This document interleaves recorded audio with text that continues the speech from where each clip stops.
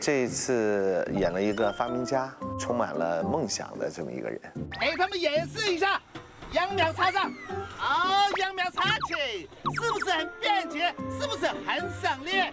我觉得可以，挺好的。问博哥自己要不要再来一个？差不多就这样，你要不要我就换个方法，就撒着再来一遍，撒着再来一遍。要不就换个方法，最后摔倒水田里一次。我说的不是这回事。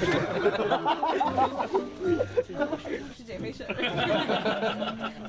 老铁，给我们的宝宝们演示一下怎么插秧。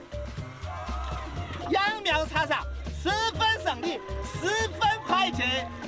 哦，小郑，这个不要闹脾气，好，再来插一下，好，继续走起，省不省力，方不方便，快不快捷？